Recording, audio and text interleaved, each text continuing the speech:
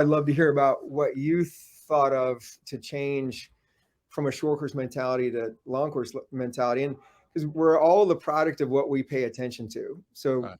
what I think you said is you shifted your attention, and then and that led you down a path that led you to the finals at the Olympic Games. The attention is this, right? Like in a short course pool, you've got a few cycles that you have to get right. You got to get up on your stroke without spinning and slipping. Okay. And that's similar to the long course, right? But you've got about 3 or 4 cycles that you've got to connect, and then you've got to shift into a turn, which is completely out of what you're doing. And then you've got to go into a streamline and underwater, and then you've got to shift back out into a connection again, and then a maintenance finish, right? And one of the things that I used to do too in the short course pool is I would try and swim to the wall. And what I learned in the long course pool, it's better to swim through the wall. I would always try and swim to the wall. And so the last 5 or 10 meters, I started snatching. I'd even start to lift my head a little bit. I'd start slipping at the water, and I'd try to get to the wall rather than just maintaining and swimming through the wall. So for me, I wasn't swimming a 50 long course anymore. I was swimming a 53 long course. I was swimming through that thing. And so what you've got to then do is shift into, I've got to be really powerful for a few cycles here too. I've got to be long and powerful and lengthy for a period of 15 cycles in a row, and I've got to maintain that. And so you get to a point at about the 35-meter mark where you've consciously got to tell yourself something that keeps you in that length, something that keeps you on that tempo, because your body will want to shift down, right? It'll want to start to slip. And especially if you're holding good length and good power. And that's where you really got to make conscious efforts, and it takes time. And then by the time you get to a point where that becomes automatic, you don't have to do that anymore. So one of the things I would do in my long course race was I would stay on a beat. Those things that you have in music where you hit it and then it hits the other thing. What are those metronome things? Is that what they're Yep. called?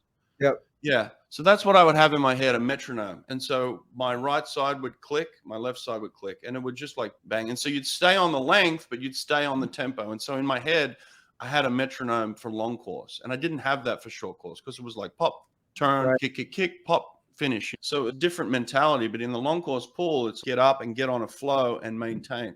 It's all about maintenance, because you know what it's like in the long course pool. It's not the person that swims the fastest. It's the person that slows down the least. That's what it ultimately becomes, because everybody's slowing down at some point, decelerating in some capacity. You're not continually accelerating throughout the whole 50. And this is where Bruno was very good. This is where we worked with Bruno. Bruno was 6'1", not the biggest man on earth, but very powerful, but very technical. And what he did was he maintained from the 35 to the 15 better than anybody else, right? Like that last 15 meters, Bruno could maintain better. It wasn't that he was accelerating, but it looked like he was accelerating because everyone else was slowing down, and Bruno would just shift to the finish.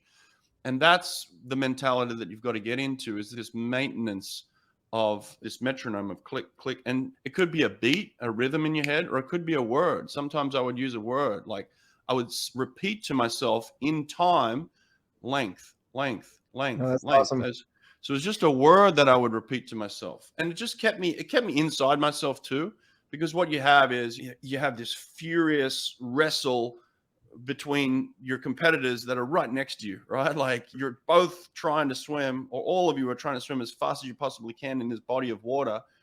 And so the idea is, if I pull a little bit harder than that person, if I rip a little harder, I can see him out of the side here, I'm going to swim faster. And that's counterproductive. Like you want to stay in a flow. You want it to be ease. I was in a race where I wanted to be as aggressive and relaxed as I possibly could, right? And so by the time I would finish my race, I remember when I swam my best time at the Olympics, I genuinely thought I was not going to progress to the final. I genuinely thought that going into the semifinal. I was ranked 13th.